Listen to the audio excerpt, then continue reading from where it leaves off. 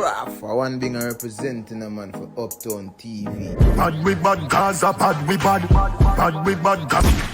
Two stop.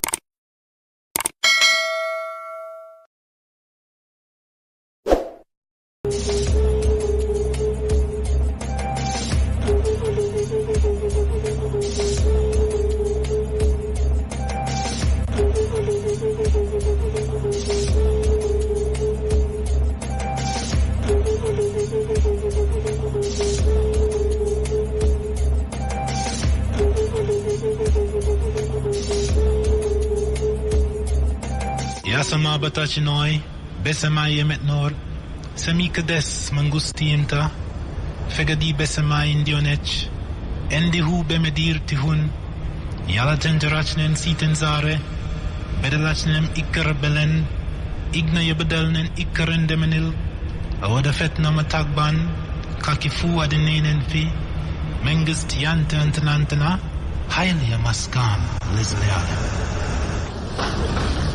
In the name of the African ancestors who began the march of humankind in the womb of Mother Africa, we ask these ancestors to be with us, to strengthen us, and give us a vision for the future.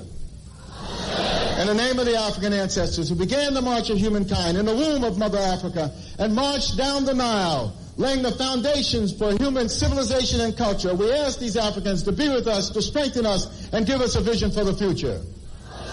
In the name of these African ancestors who built their pyramids and their temples to their God concepts, to their principles, and to their moral values, who left us a legacy of architectural and monumental building unparalleled in the history of the world, we ask these ancestors who built the pyramids, who built the temples, to be with us, to strengthen us, and give us a vision for the future.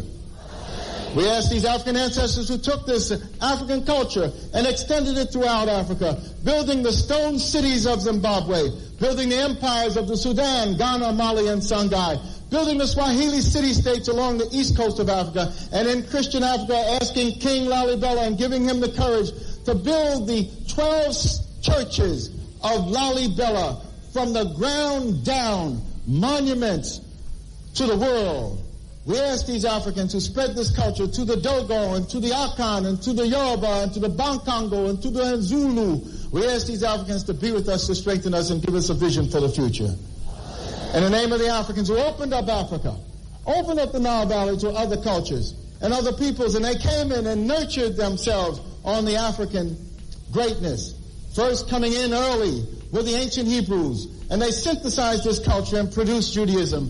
Later coming in were the Christians, and they synthesized this culture and produced Christianity. Coming in were also the Greeks, who took the African culture, synthesized it, and produced Greek civilization. And then later, the Prophet Muhammad, and with the Arabs coming into the Nile Valley, they synthesized the culture and produced Islam. We ask these African ancestors, who as part of their legacy laid the foundations for Judaism, Christianity, Islam, and Greek civilization, to be with us, to strengthen us, and give us a vision for the future. We ask those African ancestors pulled out of Africa, taken to the hells of North America, South America, the Caribbean, maintaining the spirit of African humanity in their hearts and in their minds, and who left us this enormous legacy of struggle. We ask those Africans who resisted enslavement in the villages of Africa, who resisted enslavement in the shores of Africa, who resisted enslavement in those forts and dungeons, who resisted enslavement in the holds of those ships, who resisted enslavement when they arrived on these shores in the New World. We ask these Africans who ran into the highlands of northeast Brazil and established for 100 years the first free republic in the Americas, the Republic of Palmares, and their last great leader, Zumbi, whose spirit and sacrifice. We ask these Africans who replicated the Brazilian experience and went into the highlands of Jamaica and became the maroon-free communities. We ask these Africans who went into the backwoods of the Guyanas and Suriname and created free republic of the Suramaka and the Ajuka. We ask these Africans who went into the backwoods of Georgia and the swamps of Florida and moved with the Seminole Indians and resisted oppression. We ask these Africans who left us a legacy of struggle and resistance, the likes of which no one in the world has, to be with us, to strengthen us, and give us a vision for the future. We ask these Africans who created and laid for us a foundation of struggle and resistance that was passed on generation after generation, that was passed on to Harriet Tubman, who fought her way out of enslavement and became a symbol of freedom for all of us. Similarly, Frederick Douglass and hundreds of thousands of others fought their way out of enslavement. We ask those Africans who went with Boukman, Dessalines, to create the greatest revolutionary experience in the history of the world, the Haitian Revolution, leaving us a legacy, the likes of which no one else has had. We ask these Africans to be with us, to strengthen us, and give us a vision for the future. Let us start our class with a prayer. Heavenly Father, Divine Mother, friend, beloved God, Jesus Christ, Bhagavan Krishna, Mahavatar Babaji, Larry Mahashai, Swami Sri Yukteswarji, our Guru, Paramahansa Yogananda Ji, saints of all religions, we bow to all of you. Heavenly Father, Divine Mother, great Gurus, receive our love, receive our desire to love you more, to attune our hearts and minds with your great presence. Om. Peace. Cannot happen without technocracy. And this is why technocracy as a system of government is different from anything that we've ever witnessed before in this iteration. And because technocracy comes with an evil twin, which is transhumanism. So democracy could not facilitate transhumanism by itself. Capitalism could not facilitate transhumanism by itself. And so technocracy or neo-technocracy is really what is capable, able to facilitate that evil, which is transhumanism.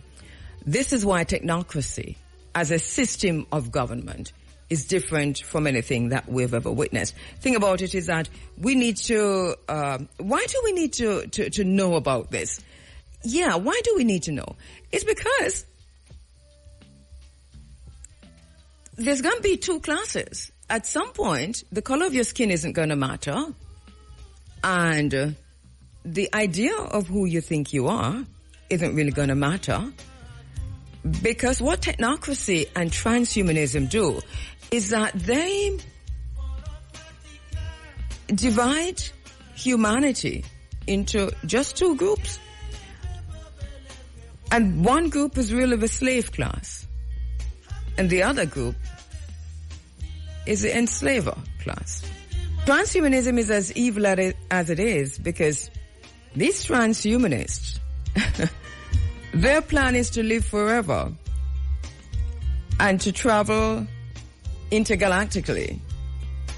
They have all come together. We were watching this, you see, to see at what point would they all come together before you can say, yes, this is where we are now. And it is at this point. It's an inflection point. It is true. This is a point at which they've all come together. And it is a very scary thing when you really look at it seriously. What it's saying to me, though, is that as a people, for ourselves, we have to recognize that we are on our own. And by being on our own, I mean as a people, not individually, but as a people, we're on our own. Being on our own is something that we have not yet grasped. We've been on our own for a while. And we're taking some time to figure it out. What does it mean? And then at the end of the day, if that is so, then what do we do? You see, these questions are a little bit late. But it's not too late for us to figure out what time of day it is. There is a lot of conversation going on now. Oh, let me take a break. Right, so, for me, I think that we need a sit down as a nation, as a people, and we need adults in the room. We need calm and critical thinking. We need deep thinking. And this is not the time for the kind of tribalism that Jamaica is experiencing right now. This is not the time for the kind of vitriol and violence that Jamaica is perpetrating against itself, led by the two gangs, the two factions, the two political factions. This is really not the time for it. But here we are, more divisive than ever before, and we're focused on who's going to win the election, and we're cussing each other, and we're tearing down institutions and tearing down each other. But this is what is necessary to complete the enslavement of an entire nation of people. So whether it's deliberate or it is manipulated, everything that we see happening around us here in Jamaica with the tribal politics is meant to prepare us for another period of enslavement. How authoritarian regimes seem to be having more influence, and there seems to be a threat to what people are calling democratic values and what we know as global stability. We have had many discussions in this space about the geopolitical tensions, the escalating conflicts. We have the discussions now on Ukraine, on Palestine, on Taiwan, and there's a lot to say about Ukraine regarding the military-industrial complex. And I suppose at some point I'll get a chance to talk about it. But the question has been asked, and a lot of people are asking this, you know, why, if say Donald Trump is saying that he needs peace on the one hand, and Zelensky is pushing back at peace, so it would appear, and the European Union is pushing back at peace, or so it would appear, and the British monarchy has got involved, and the King of England is meeting with the comedian from Ukraine, and they come out of all those meetings, and the solution is war, and more war, and more war. And you ask yourself why. The military-industrial complex is an interesting complex that we have to look at. And when we get a chance, we can, hopefully this morning, I'll take you through some of what is important about all of this, including the fact that a lot of these economies are failing, and war is propping up these economies. The military-industrial complex, if you listen closely to the military equipment, the resources that's needed for war, the airplanes and the weapons and the vehicles and the human resources, and so everything that's needed for war is supplied by manufacturing companies that make these things, make the warplanes, make the guns, make the weapons, make all these things. And there are a handful of these companies across the world. These are billion companies with profits in the billions and the trillions. And a lot of these manufacturers, when we talk about the military-industrial complex, we're talking about all of this, right? Inclusive of these companies that are benefiting. But these companies are not necessarily private owned, and you're lucky if you find one that is private owned. 99% or so of them are owned by governments. So the UK owns a handful, maybe 5 or 6 of these gun making, weapon making, complexes. America owned a whole lot of them. France owned a whole heap of them. Germany too owned some.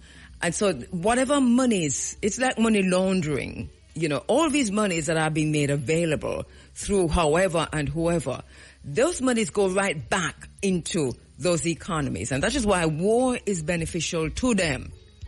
It's them same one getting back the monies. I can give you the names of the companies, all of these companies, and and who own them, which government own them, and which country them, you know. Hopefully I can do that this morning. So war is lucrative. They're going to war for profit, for hardly anything else. And they'll kill millions just for profit. So they're propping up their economies for profit and power, of course. So they're propping up their economies. This is basically what it is.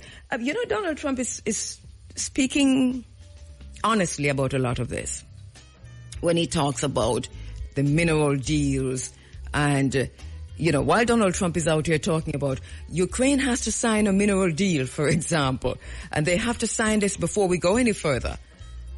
Britain, in January, underhandedly, if you will, if you're speaking from the perspective of the United States, signed such a deal with Ukraine. And so there's a tug of war for Ukraine's land. And then Russia says, but, you know, Ukraine land is just a little bit of that. I've got a whole lot of what you need. I'll sign. So this is not about people's lives. This is about a grab for power. Yesterday they had a summit in the United States, and it's a precursor to the biggest summit that's coming up March 17, I think. And it's a summit on digital currency. So when we're jumping, hopping, and skipping, and I don't know how many, you know, my economics, so I did economics in sixth form. Econ, we call it, back in sixth form. I don't know if I remember nothing from it, but I do know this, though, that when we see and hear all of this discussion around us, and this is geopolitical, this is global now, but all of this discussion around us about the stock market and the market crashing and the economy and what is this person doing the economy, and a lot of this has to happen, literally. How do you bring in a new order, a new economic financial order? How do you bring in a new system? How do you reset this? Because we're talking about the Great Reset, so the fourth industrial revolution. How do we move from dollars to digital currency? Can you just go smoothly, or something have a crash? Can you move smoothly into the digital currency? Do you first have to crash the dollar, or is the dollar going to crash itself? And how that rebound on the market? Do you have to crash the market so that people literally scramble and beg you for whatever it is that you have out there planning to replace this thing that is so not stable, unstable? So for me, it is everything is going as planned. There's this big concern and this reporting. If you watch some of these liberal media outlets like CNN and the NBCs, MSNBCs, and all of those, they spend a lot of time, Bloomberg does it too, they spend a lot of time talking about the market and the market and the market. And I'm over here thinking, but there's a thing happening over there. There's a thingy. I want to say to them, there's a digital summit going on right now as you're talking about the market. They're meeting in the White House. And look around the table. It is technocracy in motion. Look around the table. They're meeting on the digital currency. But not only that, March, they've got a bigger date coming for a global digital summit, March 17 to 25 or something like that.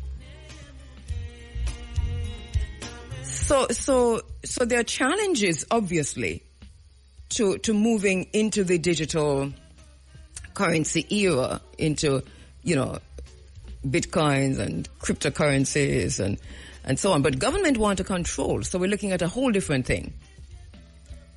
And remember when we did this program in 2020, when we talked about that this is where the lockdown was going to lead to the introduction of the digital currency. Remember that one of the main questions that I asked every single week through all of the lockdown when we're discussing the fact that this is where we're heading was, how is it going to work? Because if governments want to control, it's going to be a whole different thing. And so if governments are going to control this, then they're going to have to crash the market. Remember we said that in 2020, you know. How are they going to do this? Because we see people who are doing this on the fringes. And for those who are doing it, private people who are doing this on the fringes, they were doing what they're doing. But, you know, Bankman Free, this young man who is in prison, who Tucker Carlson interviewed last week, and now he's in solitary confinement. He was out there with his cryptocurrency thingy, and became a billionaire, gave all his money to the Democrats, and then the Biden administration, and before that. And then if you listen to the interview that he did with Tucker Carlson last week, he said that they shafted him. Because remember, that whole thing crashed around him, and he's now in prison.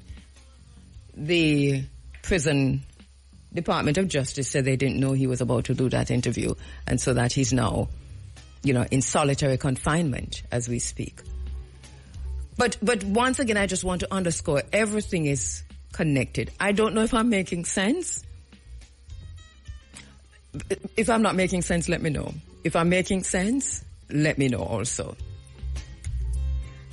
So basically, this is how I see this whole thing unfolding. So the markets matter now up to a point, but they're moving away from things as we know it. So the whole financial industry, we're moving away from it as we know it. We're going into a digital age, which is going to be led, or is being led, by the technocrats.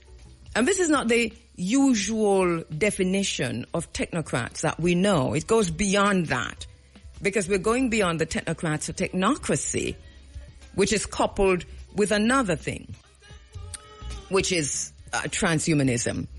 So I wanted to kind of foreground that, to say everything is unfolding as it was planned to unfold, and everything else is just a distraction. So they're saying, look over here, the whole immigration talk is part of technocracy. This is how technocracy works. So technocracy has features, just like how you have features of democracy. We've got features of technocracy. So this rise of the so-called right, which it doesn't make any sense to say the right, because whether it was the right or the left that were running things right now, it wouldn't matter, because this is a plan. This is where we are on the calendar. This is where we are. In other words, yes, we reach where there's now going to be a new world order, and they're calling it the Great Reset. So it is well underway. It is well underway. There's nothing strange about what's happening. The plan was always to be right where we are now. There appears to be challenges, and there are indeed challenges, because none of these changes are smooth. Elon Musk is a front. Donald Trump is a front. The program is running in the background. And this is why last week I talked about Palantir. There was one group that I was watching that hadn't entered into this whole thing yet, because everybody's now on board. And you remember I took you through that a few weeks ago. Nobody's left out of this, They're all on one side. If it was a boat, everything would have gone down, because everybody on one side.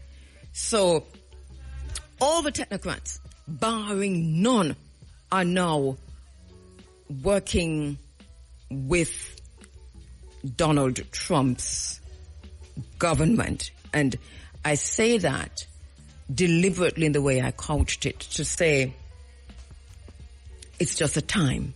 And so everybody's gone over there.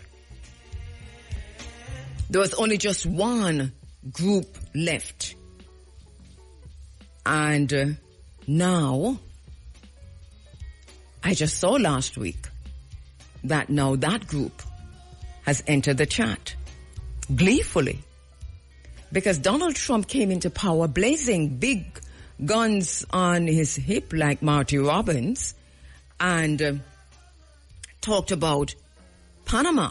And he's going to take back the Panama Canal. And because China is, China, what we do know is that China owned ports, and I'm using the past tense because I think they probably sell it already, but anyway, so China owned ports, near to the Panama Canal. China wasn't really operating the canal, but, those massive ports that China owned right at the Panama Canal, because Panama, of course, entered into a deal with China. So, as all of the countries did, including Jamaica. But now, with all of the guns from the hip firing coming from Donald Trump, China did something interesting. First of all, Panama said, all right, so we're going to break the Silk Road agreement with China. And I suppose China got the message. I don't know, how they were able to do that. So I'm not quite sure what the ins and outs of that are, but it is worth noting, especially for Jamaica, because in the way that Trump and that regime has gone off after Panama, we can look to Jamaica in short order, because this is a Cold War that is like none other that we've ever seen. I'm going to come back to the Cold War situation. This Cold War is between China, the United States and China. Now, so Panama, says that they're breaking the Silk Road agreement. What happened? The ports are still there. They're right next to the Panama Canal. America is about to put boots on the ground to change that status quo. China is not one for arm-to-arm combat. They're not ready for that. This is not in the white paper. They're not planning for this right now. They do very well with the Cold War, the trade war. And so they're selling the ports. So who are they selling the ports to? Here comes the only grouping that you never heard as part of this whole great reset that are on the one side of the board, the BlackRock group. BlackRock is buying the ports. Now, what does that tell us? It tells us everything that we need to know, and then some. Because BlackRock, all this time, do you recall that let me go back to 2020, that in 2020 and all the way from 2020 until now, one of the things that I say in this space from time to time, that if you really want to know who's running things, who control things, we used to say the Illuminati, we talk about the Bohemian Grove. I mean, there are so many names, Deep State, etc., etc. Well, BlackRock was always part of that. Well, here comes BlackRock, throwing their hats in the ring. And what that tells us right now is that BlackRock is part of the wider, the Great Reset. Right? The Great Reset, the New World Order. It is all happening. It is nothing for us to be afraid of or to be scared of. What it is for us is to understand that we are on our own as a people and we are left out of all of this. So what are we to do and how do we do it? These are the questions that we must be asking ourselves, asking of our governments, and we must also be watching our governments very, very, very carefully. Because one thing we know about Jamaica in particular is that Jamaica is very good at selling the people of Jamaica to foreign operatives. So they have determined that we are a service nation. That is an official protocol. That's an official policy of the government of Jamaica, that Jamaica is a service nation. Hence, the BPOs, even though them scamming Taylor Swift out of our ticket money, the tourism industry, and everything in between and on the fringes. So every thought coming out of the synagogue of Satan, which is the Parliament of Jamaica, every thought coming from both sides in terms of development is connected back to service, but not service in terms of how we understand service to each other. You are my brother, you are my sister. But service in that you have now sold our labor as cheap labor to foreign operatives. And you make it so that our education system is dirt, is filth, is nothing. So that majority of our young people are leaving high schools at fifth form unable to read beyond a grade 1 level. They are graduating and can only read at the grade 1 level because it is a line straight from womb through to the prison of school into the plantation tourism or BPO. So you deliberately dumb down the young people of Jamaica. You make it so that education is not reachable for many of them. For more, that quality education is unreachable for most of Jamaica's young people. Over years you've been doing this, over years. And then you shuttle them into what you determine Jamaica's industry to be, which is a main industry, which is a service industry. And they get minimum wage. And then you give them a house. You call it social housing. You give them a house here and a house there, but you never teach them to build their own house. They were never architects. They were never farmers. They were never landowners. So at some point, they're going to come to you for patronage. It's a mafia business. It's a Don Corleone business that the government of Jamaica is pulling off on the people of Jamaica. So you call them like the Godfather, and you offer them a house, and them go up on a microphone, and them tell you how good you are, and you sit with your head down on your phone, pretending not to bask in the accolades. And then you post it on your social media. And you leave. And you leave.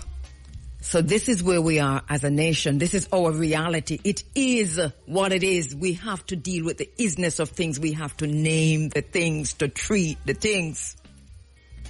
We have to name the things, to cure the things. And until we are willing to face our reality on this island of Jamaica, it don't matter how much a great reset or great the great reset it. It doesn't matter how the new world order is up on our heads. It don't matter technocracy and transhumanism, because we're going to die anyway. And we're going to die suffering anyway until we can name our condition and treat our condition. Name our condition to treat our condition.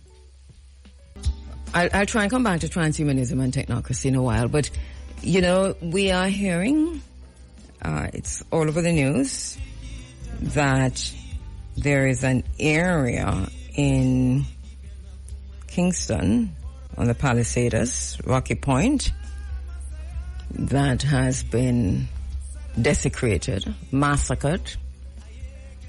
The mangroves, young mangroves ripped up unceremoniously, torn from the earth.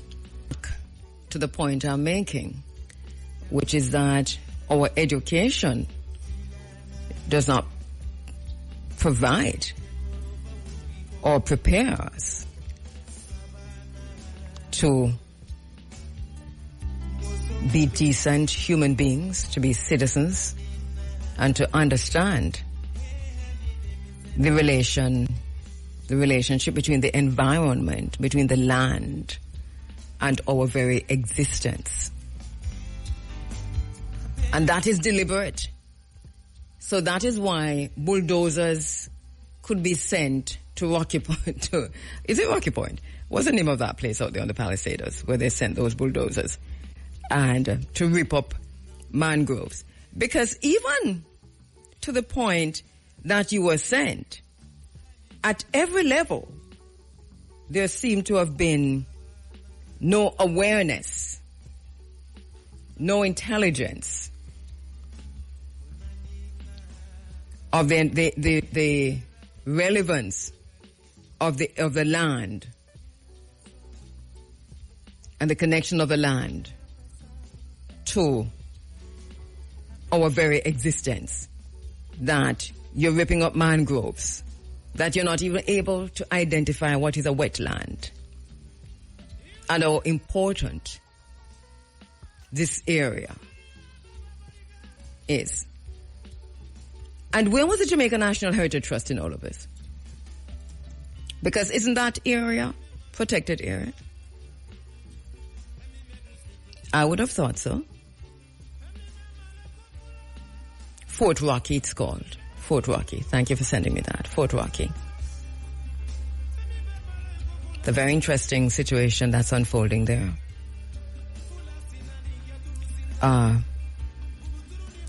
Thank you. I got the name. Quite a few persons are sending me the name. Fort Rocky. Fort Rocky is a place, not Rocky Point. But Fort Rocky was declared an entertainment zone, if you recall, by the Minister of Culture, Gender, Entertainment and Sport a while back. And many of us said at the time, what a strange thing. It doesn't make any sense. That is fully done.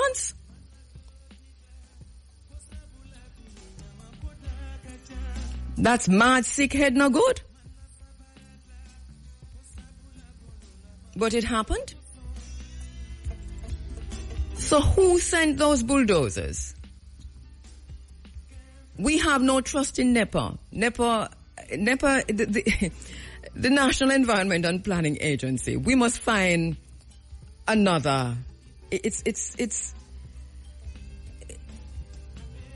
NEPA doesn't work in the interest of the people of Jamaica. So I wouldn't even ask about NEPA.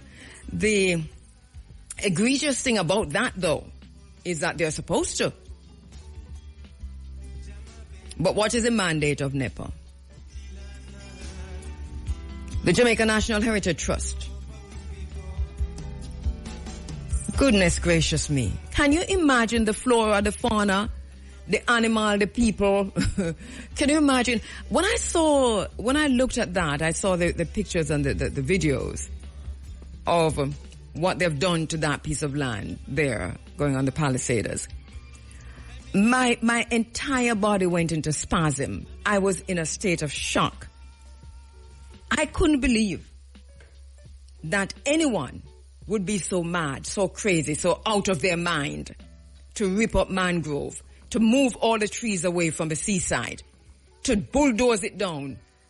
And the ultimate aim is to build a parking lot, to put metals, to put cars, and for a dance.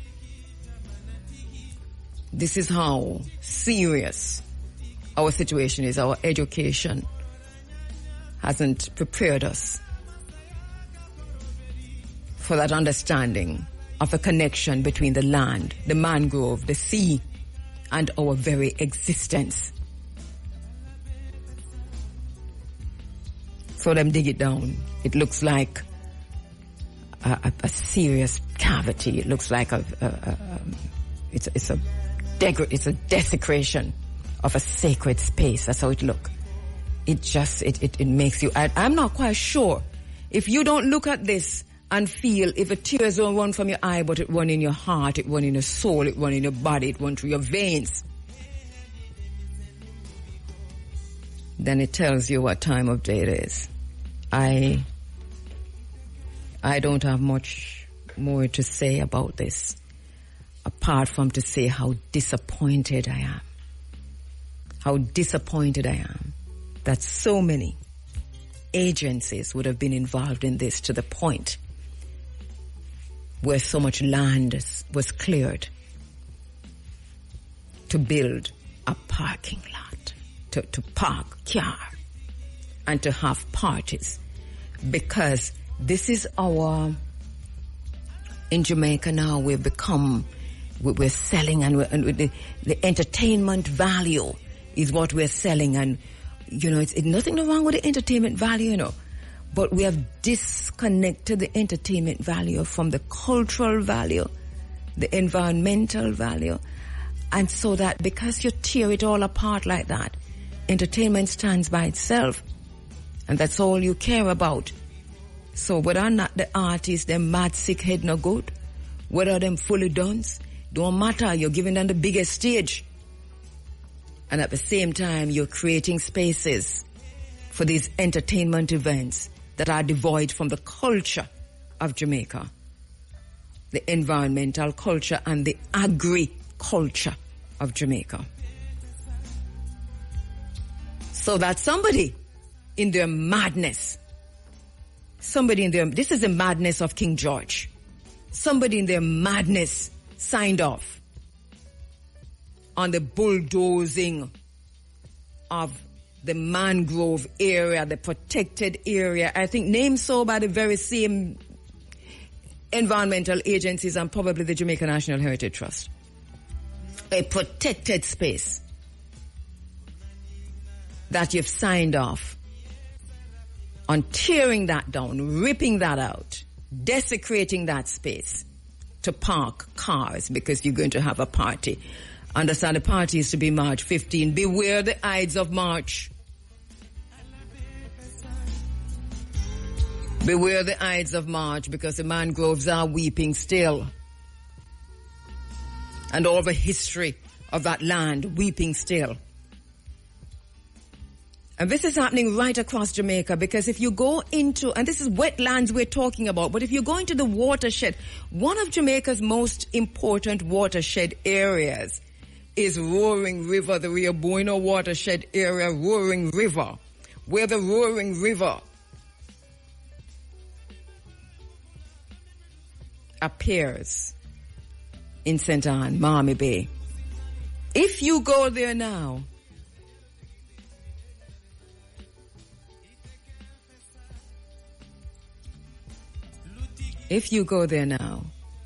you'll be shocked to see what the government of Jamaica has authorized in the watershed area, the Roaring River watershed area. There's no long-term planning. We're depending on plantation tourism. And China is about to build a Chinatown. China told us 10 years ago that it's a Chinatown that they were building there. If you go to change.org right now, you'll see that at that time I started a petition entitled, "Please do not give the Roaring River lands to China." And in the description of that petition, I wrote that this was a plan to build a Chinatown. But here we are.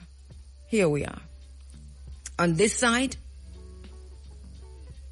we have that happening. And in Fort Rocky, we see what's happening. Let me take a break. The inaugural conference of Storytelling Clubs of Jamaica, and this is going to be happening at the Kingston and St. Andrew Parish Library on Thursday, March 20 at 9:45 a.m. Remember now, stand by for that, because you're invited to bring your stories and come celebrate World Storytelling Day. Blackwood Meeks joins me at 8 o'clock. And then later on, we continue our discussion with Dr. Leslie Gale Atkinson, Swaby, on the indigenous people, the first inhabitants. And this morning, we're going to be focusing on the Tainos. right. So one of the things that I've noticed over time, so let me see if I can do this in 10 minutes, is that there's been a great misunderstanding, and I take a lot for granted. So my bad, pardon me, pardon-moi. I talk about technocracy and its evil twin, transhumanism, a lot, and I take a lot for granted. But I'm finding out over the last few days, just from having conversations with you, generally over time, about this very issue. And so I'm finding out as I go along that a lot of people do not understand when we talk about transhumanism what we're talking about. I think there's not necessarily any further research for many, and so that leaves them with whether or not this is related to sexuality, and this is what I am getting, and it's the weirdest thing. So I took this for granted. Once again, my apologies. And I thought that this morning I spent 5 or so minutes just to say what transhumanism is. Majority of the people who are around Donald Trump right now are transhumanists. If you listen to Steve Bannon, who has been a trusted friend and advisor to Donald Trump, went to prison for him and all of that over the years, one of the reasons he said he has walked away from being so involved this time around, he said, these guys are transhumanists. These are the people around Donald Trump, those who are very close to him. He says they are transhumanists, and I want to have no part of that. Now, he's not the only one who's been talking about it, but this is not a secret. It's out there. Palantir advertises a whole lot on the channels such as Newsmax and Fox and some of those other channels. You'll see a lot of ads from Palantir. Look at that in the background. Look at that, Palantir. I would say, do a lot of research on Palantir.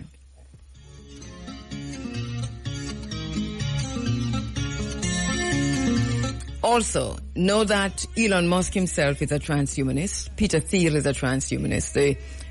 The top echelon of the Heritage Foundation. Heritage Foundation is responsible for writing the document, Project 2025. 40% of Project 2025 has already been implemented in the first month of Donald Trump's government. So read Project 2025. Those people are transhumanists. And so too is Musk, Thiel, and so many. I mean, it's a whole bunch of transhumanists who have come into the space, and they've come in also as technocrats. They're part of the technocracy, which is interesting. So basically, when we talk about transhumanism, we're talking about a philosophy that speaks to transforming the human condition by developing and creating advanced technologies to enhance human intellectual, physical, and psychological capacities. In other words, it is not it looks like a robot, but it's a hybrid human. It's you who will be enhanced, you the human being. And so the core idea of transhumanism is to use science and technology and the innovation that we currently have, the 5G, the 6G technology, and so on, to overcome human limitations. So that's why they talk about extending the human lifespan or achieving immortality, living forever. Also cognitive enhancement, which is improving the intelligence and memory and the cognitive abilities. And this is why Neuralink, which is fronted by Elon Musk, this is why Neuralink is speaking so specifically to the health benefits of transhumanism. So it is transhumanism right in front of our eyes, right? It's in front of us, but it has been couched in the language of medicine. But it's far beyond medicine. This is where Elon Musk goes. He goes to the cognitive enhancement, the improving the memory and improving the cognitive abilities and so on. But obviously it is far beyond that. Also, there's a physical augmentation, which is enhancing the physical abilities through what we see Elon Musk talking about, the prosthesis, the implants, and the other technologies. So it really delves into the using artificial intelligence, using biotechnology, using nanotechnology, using neurotechnology, and of course robotics. And you notice we say, and of course robotics. So we talk, it's 5 things that, So when we talk about transhumanism, it's not just about robots. As a matter of fact, I would say robots is the least of it, right? So they talk about improving human life and abilities and capabilities if you're in an accident and so on and so forth. But there's just so much involved in that. There are ethical questions, which is why people like Steve Bannon has walked away from it. What does it mean to be human? That is being redefined under transhumanism. And but this is where we are now. What does it mean to be human? Because once Neuralink and the others are done with us, then how do you define human? Also, and we talk about ethical questions. Will these technologies exacerbate existing inequalities? No, that is a question that I have stopped on, if you realize. Existing inequalities. Because if you're able to look down the road, basically, what is about to happen, which has already happened, is that the slave class is clearly defined. Clearly defined. And may the ancestors help us. Africa, continental Africa, and its diaspora are caught in the headlights. This is basically what this is.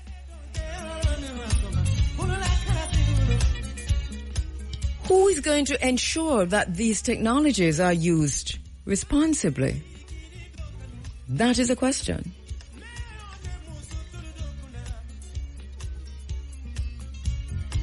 So, yes, we need to have these conversations. We need to be talking about them. Because a lot of things over time seem far-fetched. Let me just put something in perspective. It's almost, what now? 10, 15, is it almost 12 years that I first raised the question of the Roaring River watershed and that China was going to build a Chinatown there. I can tell you what happened to me personally as a result of that, of me staying on that and not moving. That was going to happen. I am not going to do that this morning because I don't even want to recall some of those things.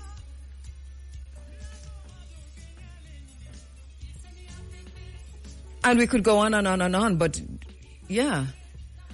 If you begin to study, and study, I think, is what it takes. And by study, I mean SWAT anything. Just be curious about what's happening. And academia has a responsibility to filter things through the nation. We would think that this is a job. It's not a job of politics. It's our job to rein in politics and the politicians from making some of the most serious mistakes during this time. I see where Jamaica has now made it possible for people from the Dominican Republic to come into the island visa-free. That is a segue. But it connected still. Because we haven't even stopped as a nation to censure or sanction or rebuke the Dominican Republic for its treatment of Haitians. We are arms in arms in bed with the Dominican Republic. Jamaica's best friend in the Caribbean is the Dominican Republic. The Dominican Republic is the most racist country in the Caribbean right now. Racist against everybody who black, whether they come from Haiti or otherwise. And what they're doing to Haitians is unforgivable. And how does Jamaica repay the Dominican Republic. First, you give the Prime Minister of the Dominican Republic the highest order that a nation can give to anyone. The highest order. Secondly, you free up the border so people from the Dominican Republic can come in clearly. We need to see. Do you know that the Dominican Republic is also the favorite child of the United States in the region? The Dominican Republic is a favorite child of the United States. It doesn't have to be a part of CARICOM. I think it has some kind of special status at CARICOM. CARICOM needs to be dissolved and a better regional organization formed in the interest of the people of the region.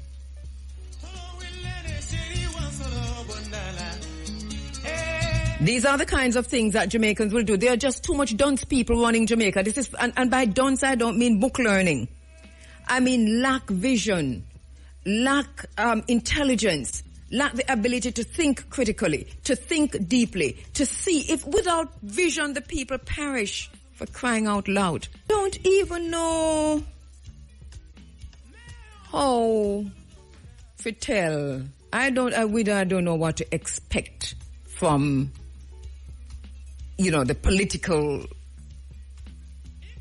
element of Jamaica. We can't tell them about technocracy and transhumanism. When we say they're going to think by transhumanism, that would mean transgender. That would have something to do with people's sexuality. That's what they're going to think.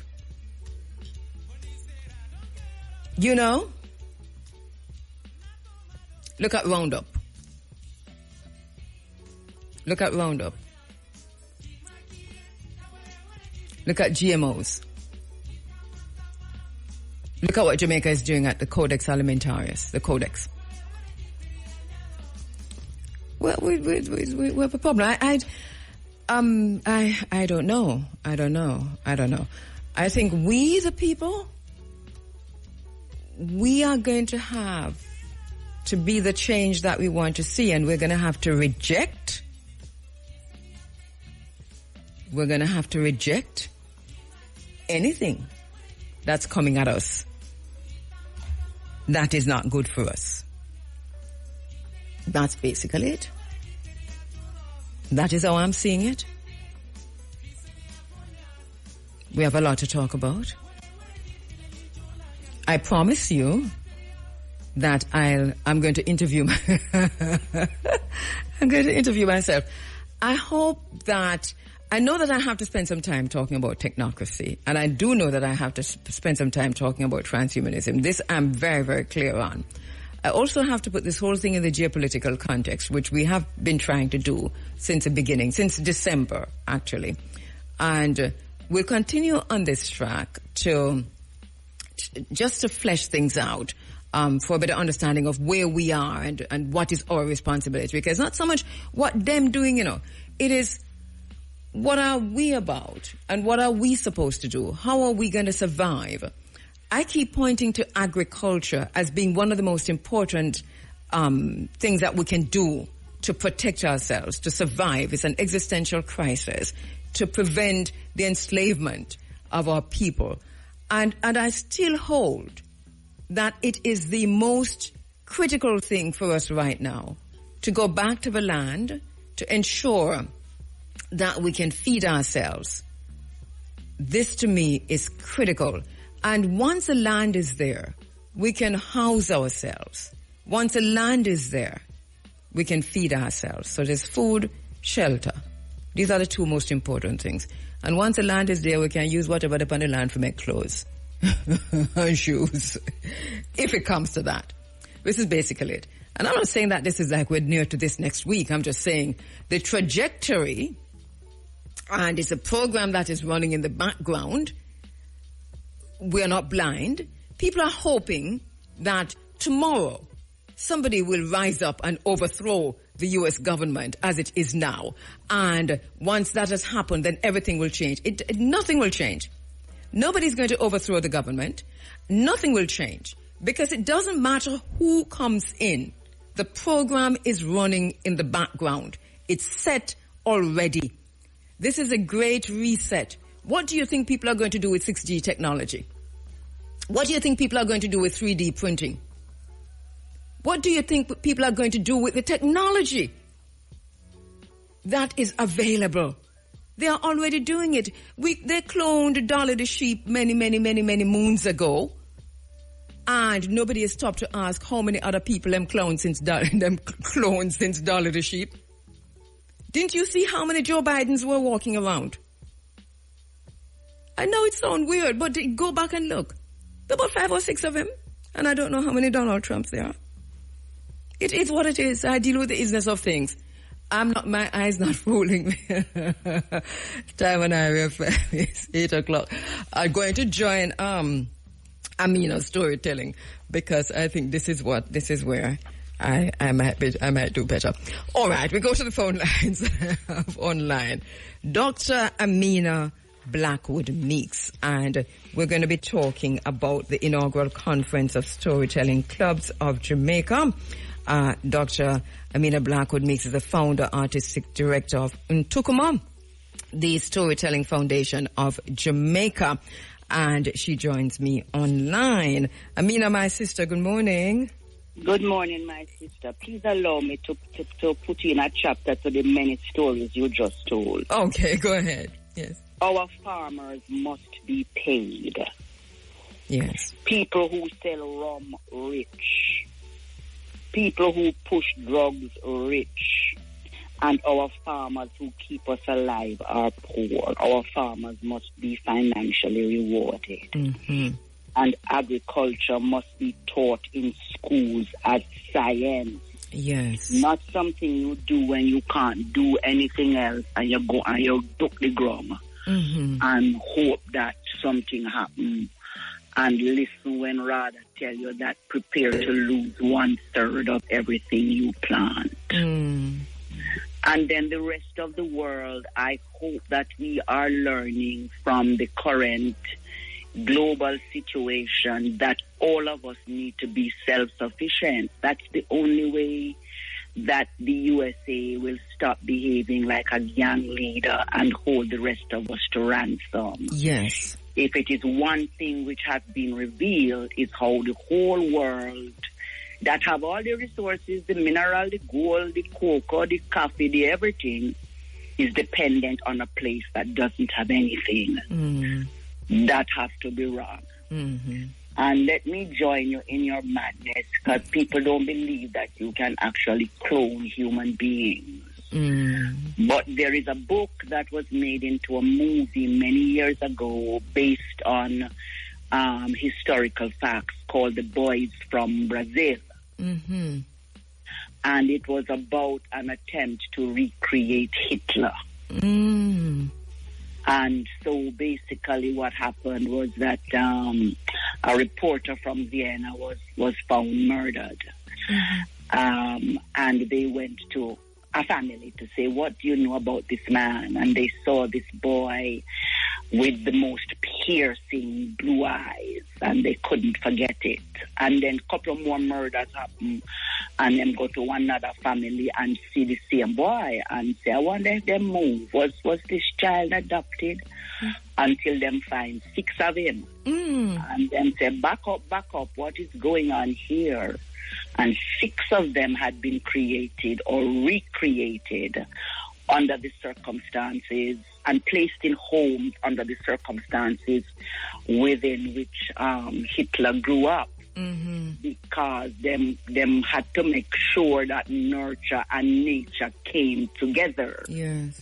And everybody can go look it up. The Boys from Brazil. Yes, thank you for that, Amina. And see what happened there to know that this happening before. Yes. His name just came back to me, Mengele. This the angel of death. And this that's Hitler's angel of death. Yes. And this happened before Dali. And exactly. And you see, but what I find really interesting, Amina, is that, that was a perfect scientific innovation, and you said that even before that. But Dolly, we know what Dolly was, and Dolly lived for a long time. So the science is there, the technology is there, the ability to do this is there.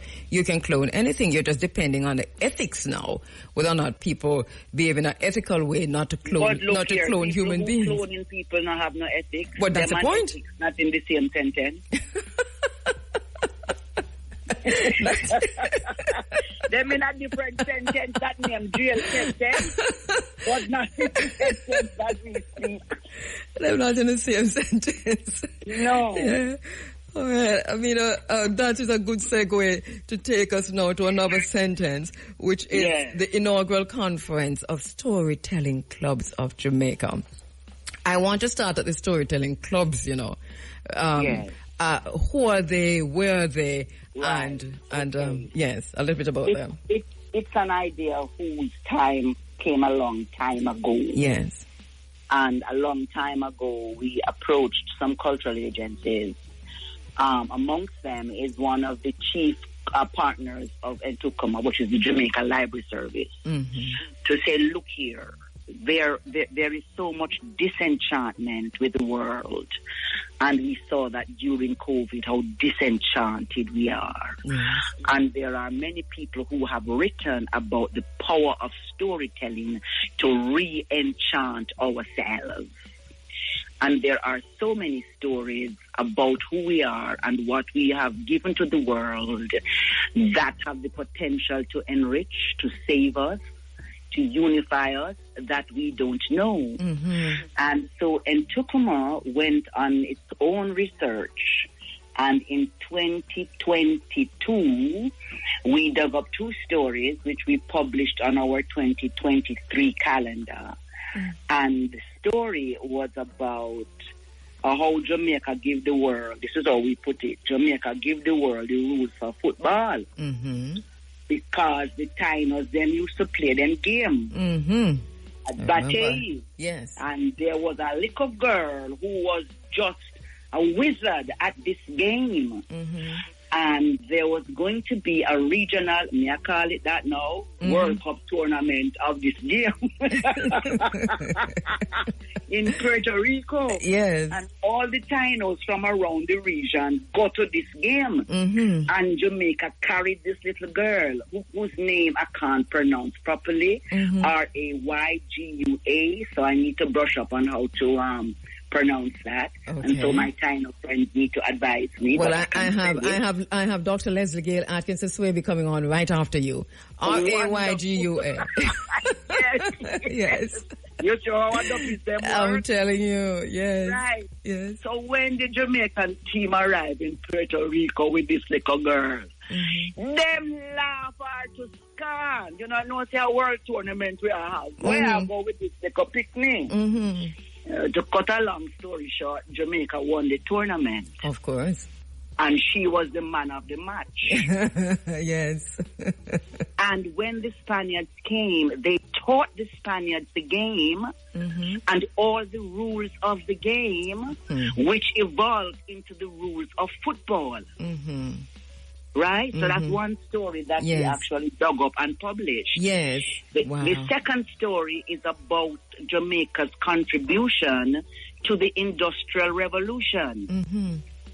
When the man out at Reader's Pen in St. Thomas saw that the Africans came as metallurgists and were making equipment now to make the plantation run like a more efficient. He did not see efficiency because that is not his headspace. Him say, but if them people here can do this, them not so make bullet and start kill we are. Make us just mash up the things that they have made. Yes. And so they did. But another plantation owner collected the pieces and said, no man, this thing have use. And carry it go to England and patent it. And without it, there would have been no industrial revolution. Exactly.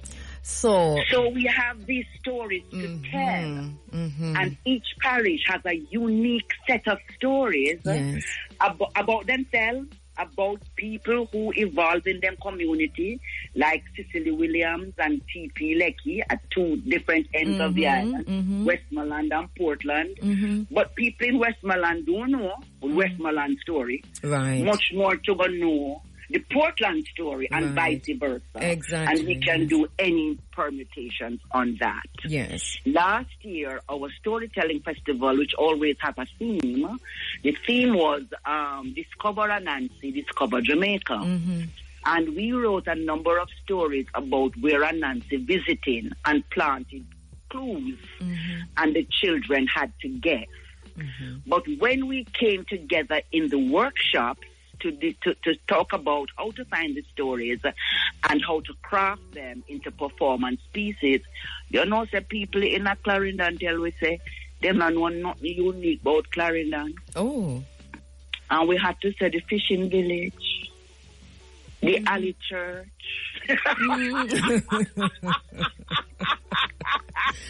I hear you. Help us, Lord. Yeah. Help us. How did our stories become invisible? Yes, a very good question. Very good question. As every time I sit in Tukuma, I remember how that was a word that was always part of our nighttime before we go to bed, because our father always tell us a story about Tukuma and Bernancy. And even as you spoke, I thought to myself, you know, thank you, Amina, for curating for a literary archaeology and literally. I love it. Can I have it? Oh no, Phoebe.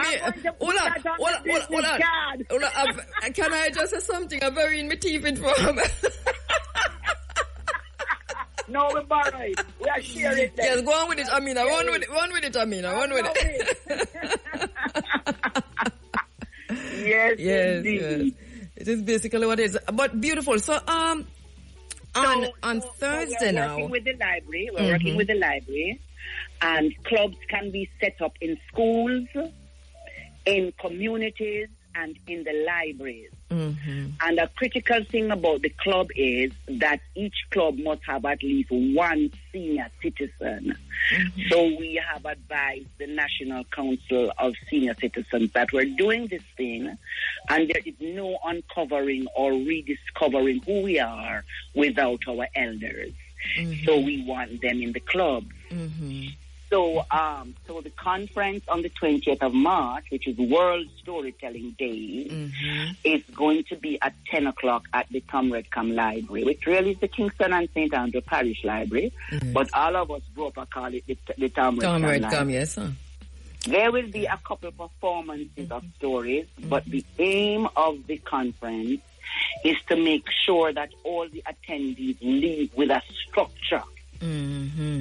And leave with the knowledge that we are looking for values-based stories from your location. And that could be about the name of your school, about how long the church is. That could be about how the first principal of the school used to cook ackee and saltfish. Yes. And it could also be the history of the dome in Falmouth, for example.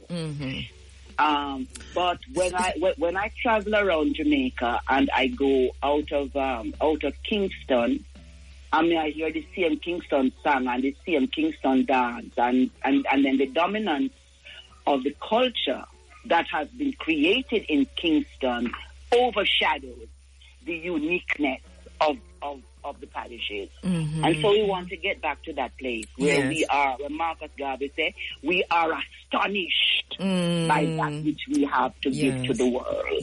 So basically, for those who are coming on, do they contact you first, or people just turn up with them stories? They could contact us first. Okay. What is the number? 225-9591.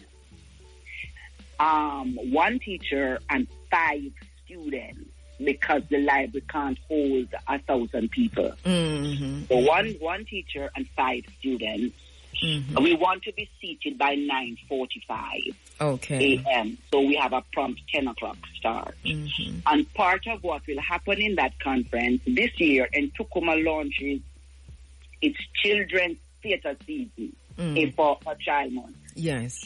So Okay. we're also looking at applied storytelling. And so we're going to open at Little Theatre on the 15th of May and run until the 2nd of June. And at the conference, we're doing an excerpt from that production so that people can begin to make their bookings for their schools to attend. Can I tell you what the production is called? Yes. It's a calabash to save the world. And it is, and Nancy bring whole heap of science down in our one calabash. Yes. And there are some Jamaicans who went into the calabash and take out for them share. And then named T.P. Leckie, Cicely Williams, and Mandy West. Yeah. I love it. Yes. We want our children to know that they are scientists. That science is not something removed from who we are, or that we should be afraid of, or that the next book can say, Madonna, St. Thomas, and science, and all of these. Yes, We do not do. Yes. But it is the full range. Yes. It is so important, I think, to kind of to change a narrative, to redefine the whole thing. And we say redefine because I already defined. It's just that we somehow seem to have lost it along the way. So I kind of I like the Sankofa-ness of it. Kind of returning to the source. So much that we have generations, millennials, Gen Zs, Gen Alphas, and whatever one after that name, who really don't necessarily have this kind of relationship with Jamaica's storytelling or Jamaican's literary vibe, which I see you bringing back. So who is this open to? This is open to, let me just add to that there are stories that we have variations of. Yes. And I have learned that happily through my students, that you come from a parish with a body of water, a pond, whatever we call it, a river, and each parish have a different version of River Muma. And a different version of what she looks like and what she does.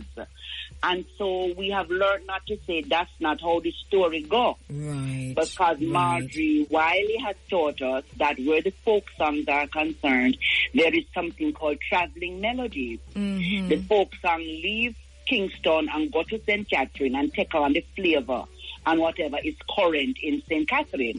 And so that's just the St. Catherine version. Yes. And so we say our stories have traveling melodies today. Yes, I love that. Yes. I mean, can you hold event itself? We want storytelling clubs all over Jamaica. We have the structure and we have the guidelines. Yes. We already have about 25 clubs that are registered to attend. If you call us at 876-225-9591, we will send you the guidelines. The event happens on World Storytelling Day, Thursday, March 20, at 10 o'clock in the morning. Be seated by 9:45. We're going to tell you some stories, some examples of the stories that we could be digging up. You will leave with a structure as to how you can set up your club, what we are calling values-based stories. And at that event, we are going to be doing an excerpt from our first children's storytelling production for May, which we hope will become a national event. Everybody is invited. Schools, libraries, senior citizens association, SDC groups, everybody. But for this occasion, we can only accommodate 5 per delegation. Okay. All right. Brilliant. Thank you so much, Dr. Amina Blackwood Meeks. And we talk soon. Yes, you too. Yes, my dear. Go on with it. Thank you, Amina. You too. A White House Crypto Summit that was on Friday. He told the cryptocurrency leaders that he thought it was very important to help the industry. And the U.S. government currently has about $17 billion with a B in Bitcoin it acquired through criminal and civil asset forfeiture. So that's something to bear in mind. President Trump, who himself was a former crypto skeptic, said he was committed to making the United States a world leader in cryptocurrencies, he said that during the first ever White House Crypto Summit on Friday. The summit included crypto company executives, cabinet officials, and lawmakers, many of whom took turns raving about Trump's leadership on digital assets, and that the industry has been emboldened. They said it was unfairly treated by the Biden administration, and that Trump and other Republicans helped to score some wins in the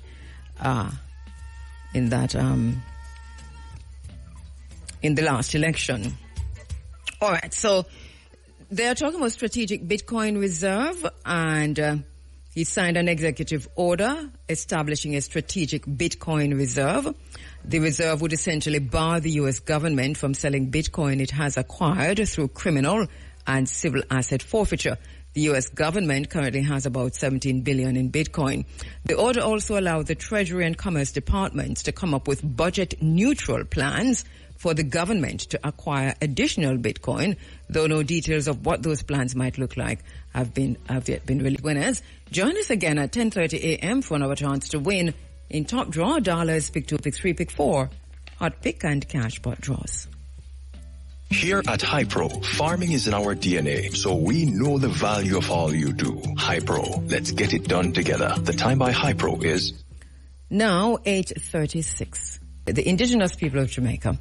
Now, this morning we're focusing on the Tainos. But let me just quickly say that I know we're getting into what is called Commonwealth Day.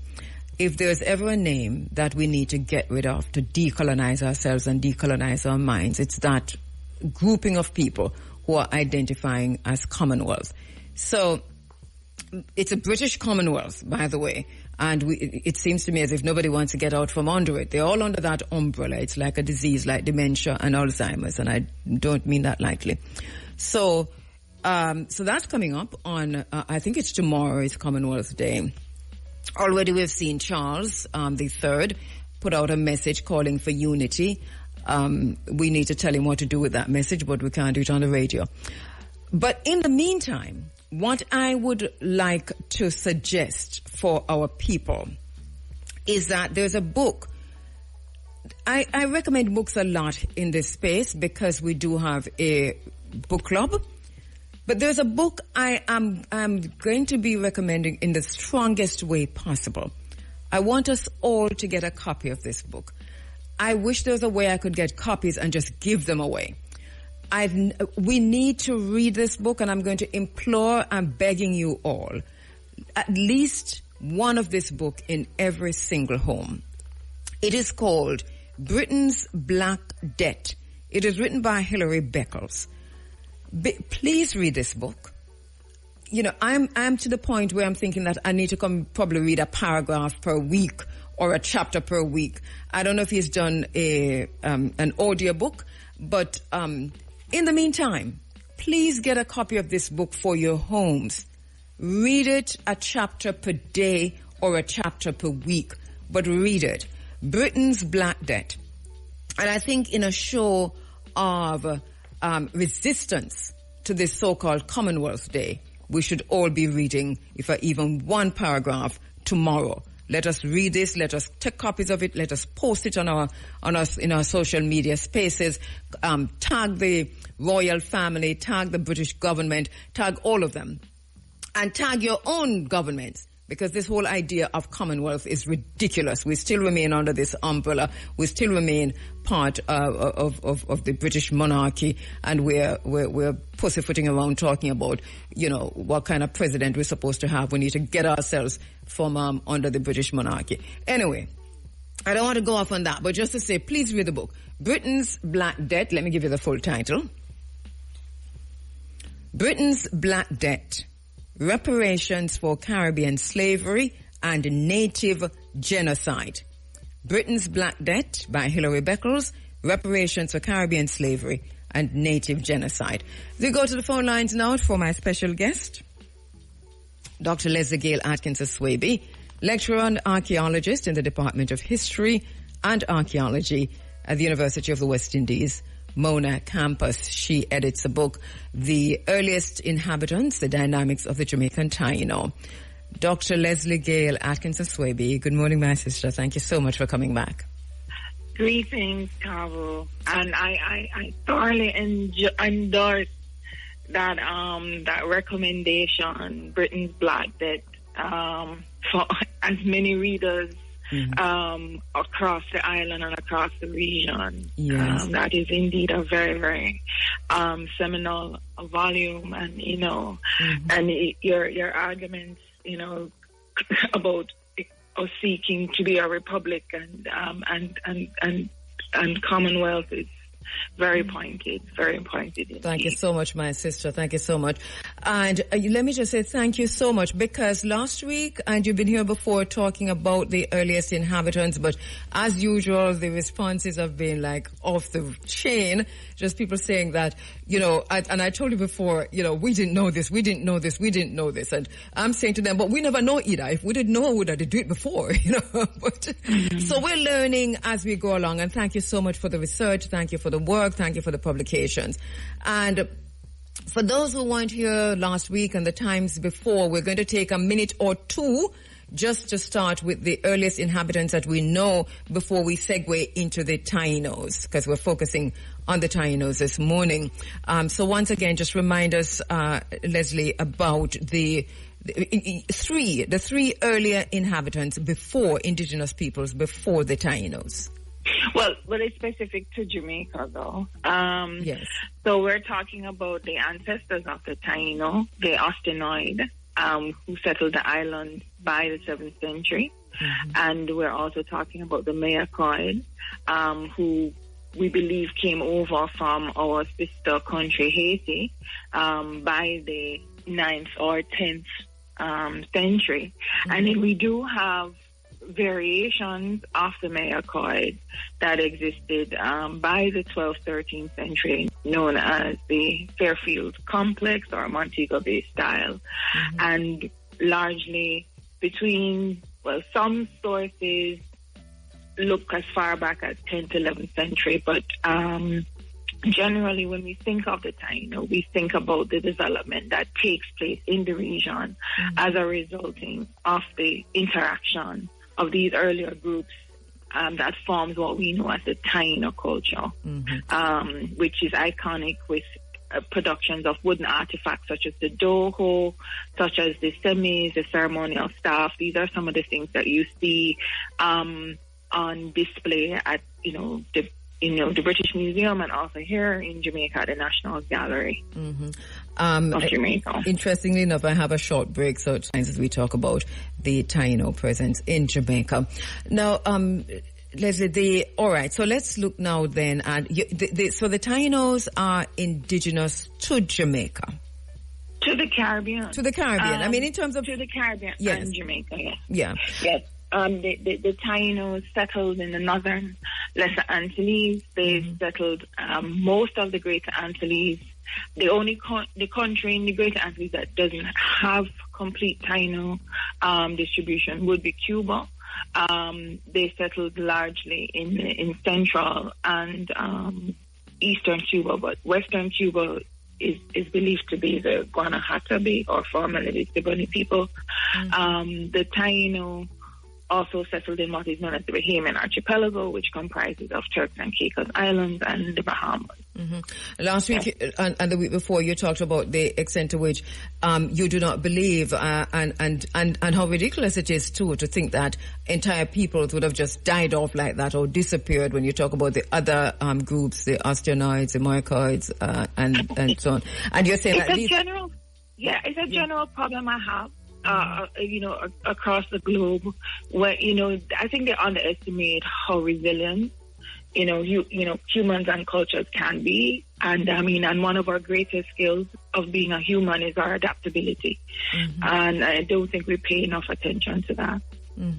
All right, from the archaeology, where in Jamaica are we seeing more Taino settlements than say in comparison to other places? Well,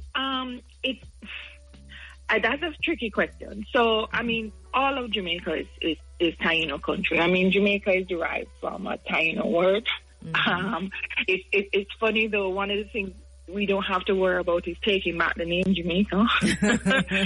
We don't have to change that at all. Yes. You know, when the Spanish came, they called us Santiago, and we reverted back to, a derivation of the indigenous name.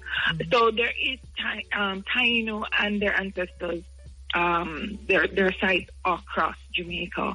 Highest concentrations in terms of known sites that can be quantified are places like Clarendon, parishes like St. Catherine's and Anne, St. Elizabeth, Manchester. I mean, it's widespread.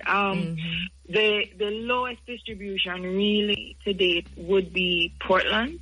But I think that is more about the fact that we haven't done enough intensive surveys of the eastern side of the island. A lot of the sites that are known without active investigations has really been because of response to development. So you find in areas where like the Jamaica National Heritage Trust is responding to proposed development for highways and the toll roads and so forth, a lot of sites are discovered along those routes or confirmed along those routes. But in terms of active, somebody, setting up a project, say, okay, we're going to focus on Eastern Jamaica, that really hasn't been done. The Southern Jamaica was also because of an active project. And I mean, Portland Bight is really incredible. And I hope it is because it is perceived to be inaccessible to some extent, why it has led to the preservation of so many sites in that area. A number of them, of course, are associated with caves. But that area alone can contribute to about a third of the known sites. Indigenous pre-European sites across the island, just that region alone, that has survived. Many sites have been destroyed because of development, whether housing, infrastructural, and I'm not against development, but I do believe that in developing we should be sustainable. I don't believe that we can save everything, but I don't think we've made enough effort in terms of the sites that have been saved. In referring to the ancestors of the Taino, in archaeology, the first place you find evidence of a particular culture is referred to as a type site. So Little River, St. Anne, which is not far from Miami Bay and Old Chariot, was a type site for the Ostinoid or the Red Ware people. That site has essentially been destroyed. I mean, that area is a big tourism belt, as you know. The Fairfield complex, which is the type site for the Montego Bay style or Fairfield complex, has also been largely destroyed due to housing development. Right? And then the only type site that we have remaining is White Mile, which is the type site for the Mayakoid or the White Mile people. And majority of that site has been destroyed due to infrastructure in terms of roads and housing communities and industrial, because that's a big industrial area. Only a quarter of the site remains. And that quarter that remains is continuously being threatened by development. So we're really not doing a good job. It's interesting. We talk about the importance of things like tourism and talk about our culture and everything, but we don't really protect. We don't really protect it. And to protect it means that it must last for successive generations, and we really haven't done a good job as a people, not casting out the indigenous peoples, and we've been doing this for a while. As you know, this morning we're focusing on the Tainos. Leslie, I don't know if you saw the story. It was in the UK Guardian this week. I think it was 2 days or so ago, talking about the Garifuna community in St. Vincent or Honduras? It says that they have. I think St. Vincent and the Grenadines, where they have. They have bought an island. I think it is. That it's a privately owned island, and they've said that thousands of their ancestors perished from disease and starvation on that island, Garifuna. So they have actually bought the island back, and I think this was just completed a few days ago. Uninhabited island of Balisau, Baliceaux. Yeah. And they said this has long held great significance for the Garifuna people, the descendants of enslaved Africans and indigenous Kalinago and Arawak people. This was, I think, and there's all kind of celebrations happening in St. Vincent and the Grenadines. I think Ralph Gonzalez is now in Jamaica. He probably should be found and asked a little bit about this, because this seemed to be pretty significant. And why I'm bringing that up is to say, within the context that you're talking just now, talking about understanding how ongoing colonialism is oppressive, and the extent to which people want them stuff back, want them things back. You know, I mean, just to say it parochially.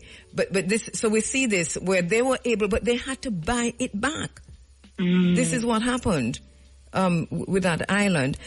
What can you tell us, if anything, about this island that's off the Lavassa, that's off the coast of Jamaica, between Jamaica and Haiti? Do we know if indigenous people lived on that island? Do you know that island? What island? The Lavassa Island? No, Lavassa? I never heard of that island. There's an island. How do you spell that? Let me just get the correct spelling for you. There's an island between Jamaica and Haiti that is where only America can go on it now. I don't know if Jamaica even has access to that island, but it's out there, and the earthquakes or hurricanes don't seem to damage it at all. We're not quite sure what's happening there, but it's very important to both the UK and the United States. So I'm just wondering the extent to which I'm sure Taino people would have been on that island. I'm going to get you the correct spelling in a while. But how important are things like these? We're talking about entire islands now. I mean, well, they would have of course exploited this space. It may have been a home. It may have been a temporary base for them to navigate from one section of the region to the another.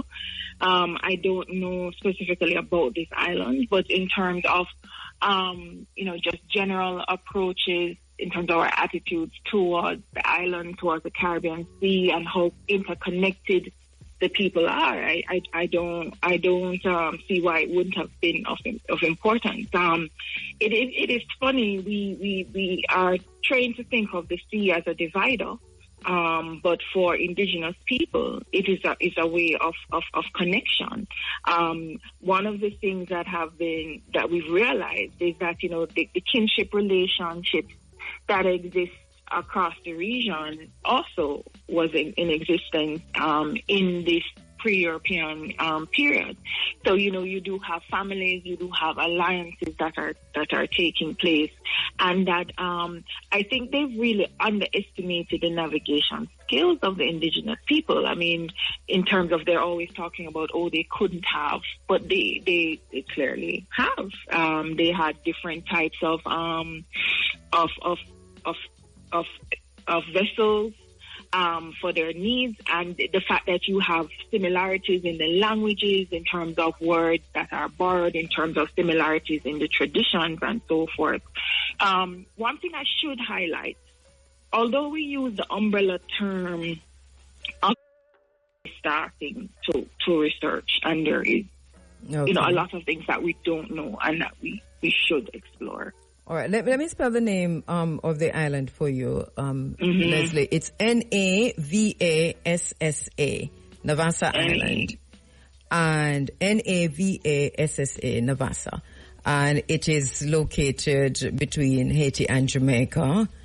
I'm thinking that the Tainos would have been there before Columbus's arrival.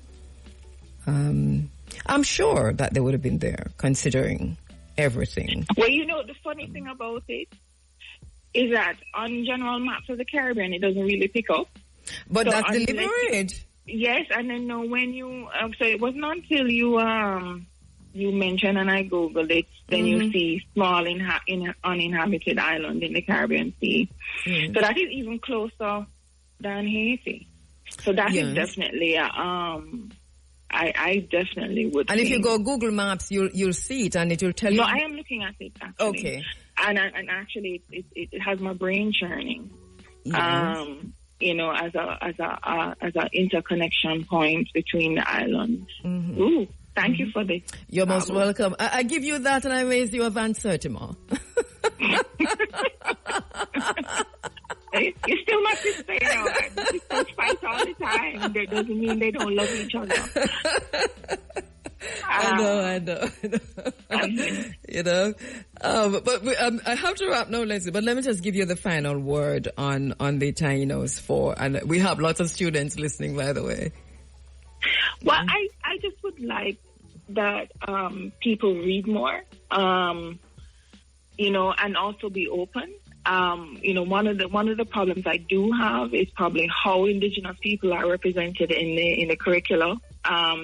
And that is really at the primary and secondary level. I mean, it gets a little better when you reach a tertiary level in most instances. Yes. So I would also, for those of you, kinship matters, family matters. You heard Kabu mention about, things her grandmother used to tell her. Listen, to your family. It is so important in terms of your sense of identity and who you are, in terms of your collective and cultural identity, to have an appreciation. Don't just dispel what your ancestors are saying by, as just being, archaic things from the past. All these archaic things from the past are important. And especially for those of us who are interested in our own personal growth and journey in terms of, where we fit in this complicated world. But in terms of connection, whether your connection, whether you choose to identify as an African, whether you choose to identify as multicultural or so forth, embrace these relationships, embrace these traditions. Heritage can only survive if there's a successive generation for it to be passed on to. If that transmission is not successful, then it is lost. And it doesn't matter whether this is natural heritage, it doesn't matter whether it's cultural, whether it's tangible, whether it's intangible. We do need our younger generations to be open, to preserve these, historic and cultural traditions. And that is my hope, that the disconnect that exists now will be resolved, and that we have this continuity, because it does matter. Thank you so much. Thank you so much, Dr. Leslie Gale Atkins Aswebe. As usual, my sister, I really appreciate you and appreciate your input in this space. Thank you so much. Blessings, Kabu, and thank you everyone for listening. All right. Take care. Bye. Okay, so Dr. Leslie Gale Atkins Aswebe there, The Earliest Inhabitants, The Dynamics of the Jamaican Taino, is a book edited by her. Please get a copy, please read it. It's really interesting to kind of just go back in our history, but to understand ourselves, that's why we go back, to understand who we are and where we're going. We also spoke earlier about Britain's Black Debt, Reparations of Caribbean Slavery and Native Genocide by Hilary Beckles. I cannot stress enough the importance of every one of us getting this book. iNation, you have Britain's Black Debt? Link me, please, iNation. So I can tell our listeners if you've got this, so they know where to go. And I'm not quite sure where else it is in Jamaica. I'm not quite sure which bookshops it's in. I'm sure it should be at the University Bookshop. It should be there at the University of the West Indies and probably other spaces. But listen, it's important because so much, the research is phenomenal. The learning will just blow your mind. Britain's Black Debt. And Professor Shepherd is reminding me that there's a companion book to Britain's Black Debt. And the companion book by Beckles is How Britain Underdeveloped the Caribbean. How Britain Underdeveloped the Caribbean. So look for that one also. Let us start with Britain's Black Debt. I want us to read that book. And I don't know how you're going to do it. It's Commonwealth Day now, so find a way to make people know so we read the book. All right. Let me just quickly, there's some things I wanted to say, one of which was that that island was bought by has been repurchased by the Garifuna people. Also, we talked about BlackRock and the Panama Canal this morning.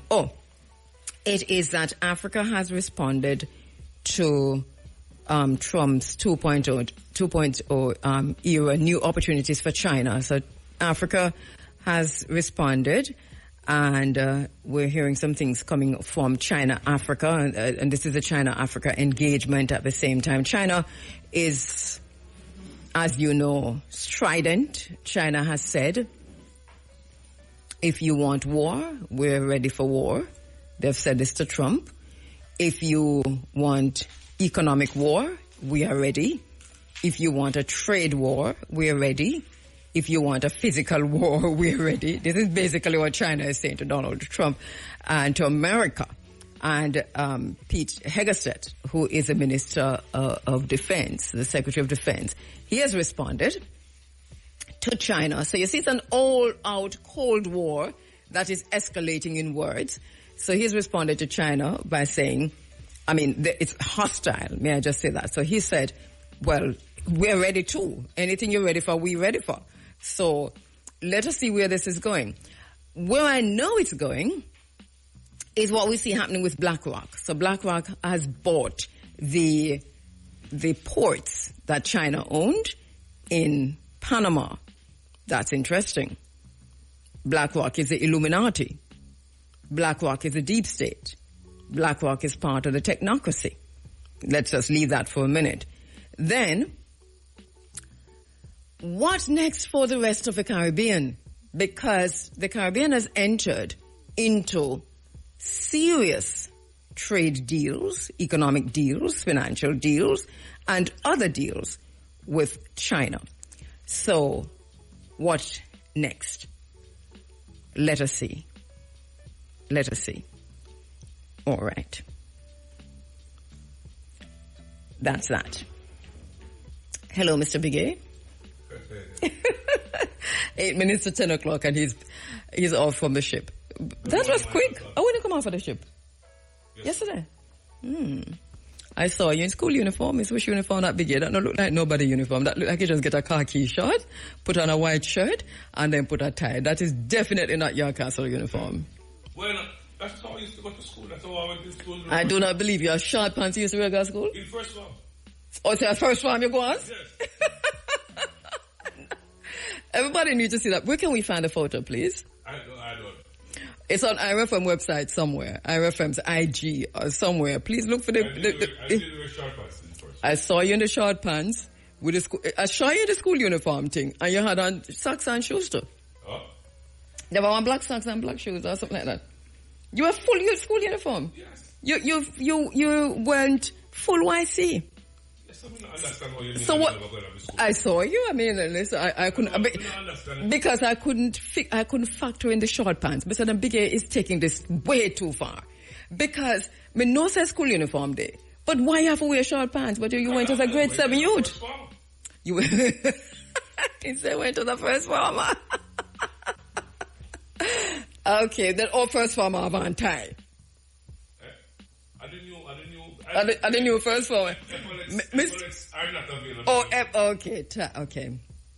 Mr. Treasurer, I need to talk to you personally, sir, because you see, the people, the York Castle, what do you call themselves for leave school again? Yorkists. The Yorkists, or the Egyptians. When you go to school, you used to be called Egyptians. Egyptians, yes. Right, so the Egyptians, because the Yorkists them out here do better, but the Egyptians out here, representing your castle as first form students, not only that them wearing tie with the short pants, and you need to know that. right? You need to know that, Mr. Treasure. That is what is happening out here. But anyway, it was a good look. I understand that Mr. Treasure is on leave. Mr. Treasure, yes, but that not saying now here. He's an I don't know what is happening. Mr. Treasure that turned up on the ship and I'm short pants. He's an alum. So he's also a past student, you know. Eh? Mr. Treasure is also a past student. I'm not sure. Not in my time. Big game, I'm going to tell you something. Listen to me carefully. I'm going to say this only once. The Germans are coming. Hello. Now listen. You remember Radio Northeast? Yes. JBC Radio Northeast? Mm-hmm. Clyde McKenzie worked there? Mm-hmm. Bob Clark worked there? Mm-hmm. Did you work there? No. All right. But you, Andrew Williams, worked there? I worked there. Not Kabu, but Andrew Williams worked there. Yeah. So I worked there. And I was still in school. I was in sixth form at St. Mary High when I was working there. And I had a show that Connie Witter gave me to co-host with another young man. And the show was called Youth Voices every Saturday. And it was live. It wasn't pre-recorded. My first guest was a fellow student, but he was from the York Castle High School. He was a head boy, and his name was Raymond Treasure. Okay, and I don't have a problem with I'm in a total cussing mood. Because I don't know how you... that I don't know every student that... That you don't know that Mr. Treasure, who is the current principal... I explained to you that it is an indictment on my record. Indictment. That I do not know. That I do not know every student that went through the gates No, that the current principal of your castle... And that is an indictment. Is an indictment on you. Why? Because you were just in short pants and tie. And you never care if the principal know? Because I never what? You never care if the principal know that's what you represent. If you show up, all you have to do is put me in detention. Like for So anyway, how was it? You thought it was a breach? How was the cruise? It was good. It was excellent. Okay. Me see you. I couldn't have fun for true. So is it better than others or just well in line with others? I don't like to compare. It must be... Each one stand by itself? Yeah, man. It must be about the experience you expect of the cruise versus what you actually get. And what I expect... Like what you see this, let me hear you talk again. You want me to turn on that mic? No, exactly. What I expected was what I got. And maybe even some. Okay. It was a good cruise. Okay. Highlights? Yeah, with the highlights? I get cologne to you smell good. You buy cologne for me gift shop.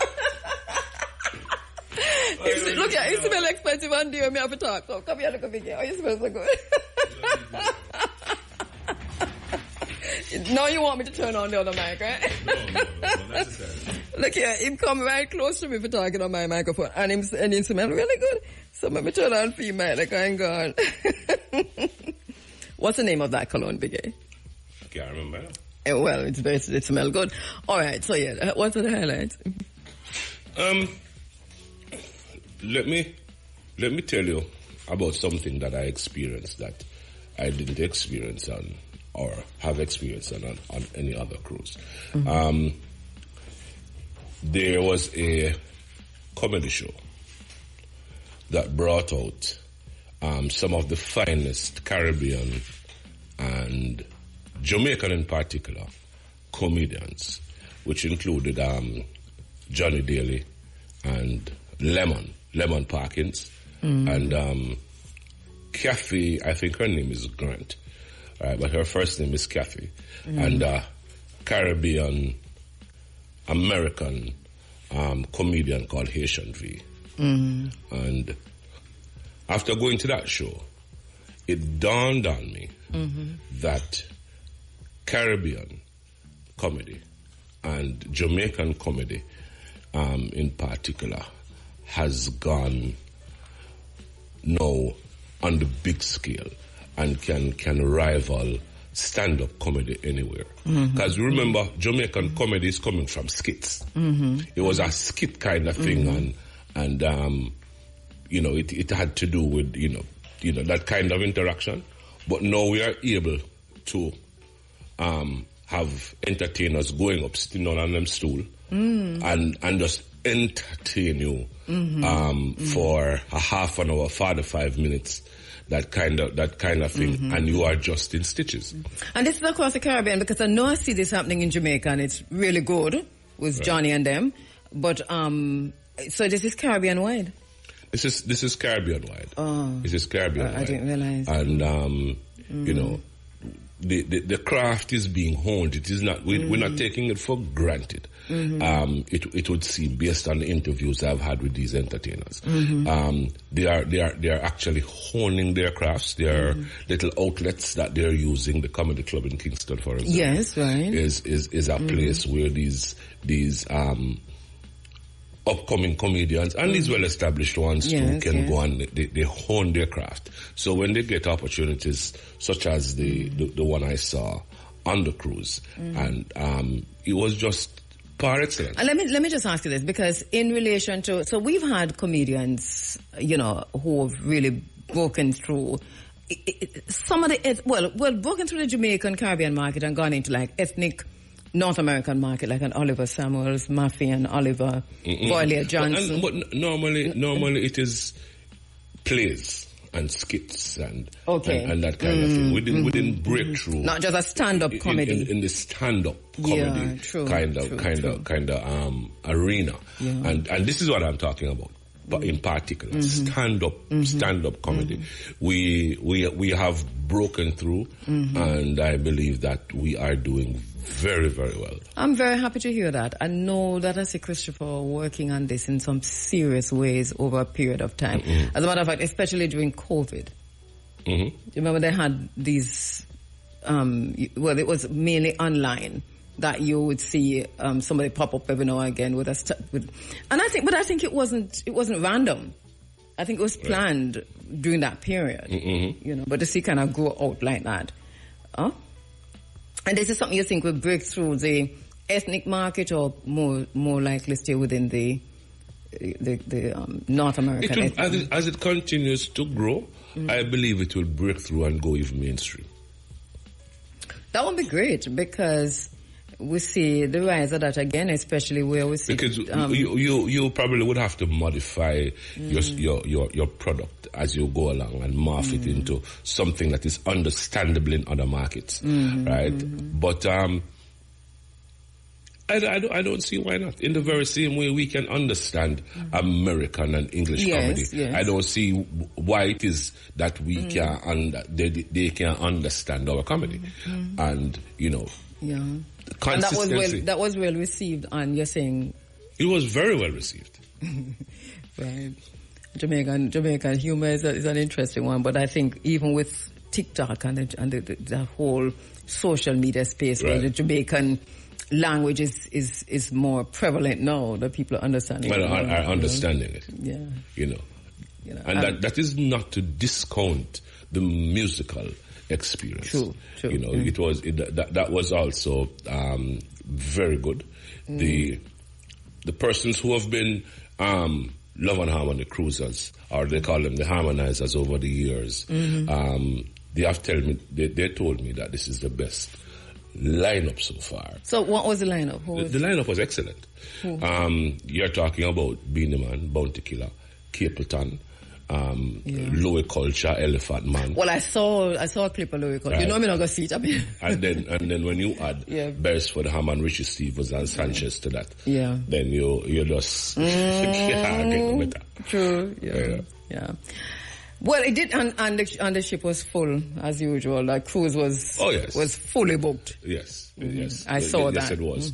And what was outstanding is the camaraderie between the fellow harmonizers. It was just an easy going atmosphere where you can talk to anybody and everybody. So people know people now. These are like repeat people. These are repeat guests. Repeat harmonizers. No, not only because this was their biggest ship so far. Oh, and it accommodated a lot of the repeats, but also a lot of the newbies. And this is my second time on this cruise. And I considered myself a newbie because it was 4 or 5 years ago was my first time. So a lot of the persons I would not be familiar with this time. But it was just a warm atmosphere, and IRFM was all over the place. Yes, and the links were really good. Making our yes, the links were very, very good, and the pictures coming out beautiful too. Yeah, man. Yeah, and it was fantastic. Yeah, I kind of I loved what IRFM did, in fact, because you kind of feel like you're up on a cruise. And not you feel like you were on it, and then secondly you feel like I'm going to have to be on the next one. And that's the point. And that's the point. Yeah. And I'll tell you this. Maybe I am giving away a little bit too much, but next time we plan to even get deeper into the way we present the broadcast. Okay, I can see that. The way we interact. I can see that. I can see that because. And literally, without you even telling me, you want more. You as a person who the back who just viewing, you want more. So, however the more is coming, we welcome it. Thank you so much. But good work, IRFM, and the pictures that came out of it, the videos, the clips, everybody looked really good, and I think they got a really wide cross section of. Just the harmonizers. Our social media team was working over. It was brilliant. Kudos must go to them too. Yeah. So nice work. You rested? No. But you look rested. You look good. You look rested. No, not nearly rested. Okay. I left the cruise yesterday and went to the airport. Okay. From the airport to Jamaica. With very little time. So why didn't you just come off when I came to Jamaica Saturday? Oh, it was Friday. Because our mission would not have been completed. Okay. No, I mean you are you up for work today? No, but I had things to do. I didn't finish my reporting. I was sent on assignment that was not complete. True. But so it was in Jamaica when? So Friday? Thursday. Oh, it was. No, my bad. I thought it was yesterday or Friday. So it was in Jamaica Thursday. So how it go now? It came on. What you do? You go to Miami? You take the plane to Miami? Yes.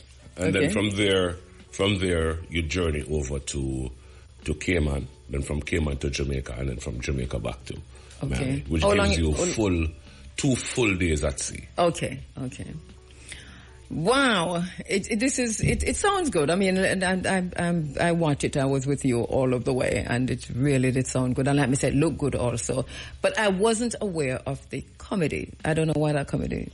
Yeah, man. That part missed me. It was, and there were other little things, that weren't necessarily Jamaican, right?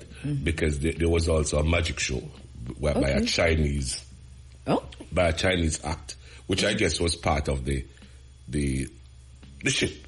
Okay. The Norwegian experience. They had 1 or 2 other little things. There was a violin concert that was also there, and a lot of persons didn't go because it didn't fit into the Jamaican culture kind of thing. What was there? We have some wicked violinists in Jamaica here who. No, as I'm saying, it was just there was part of the ship's entertainment. I can understand that. Yeah, I mean, I get it. And the food was non-stop.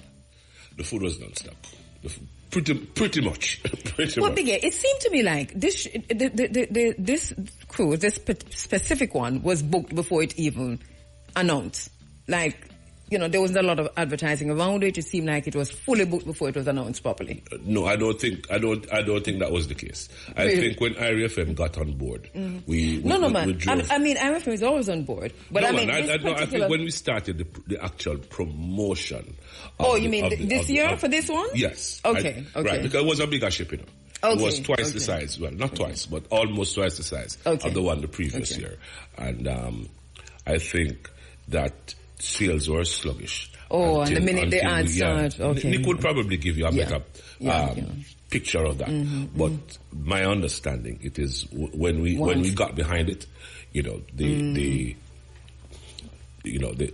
cabin started filling up fast and furious. I would like to give away 5 tickets on my program next year.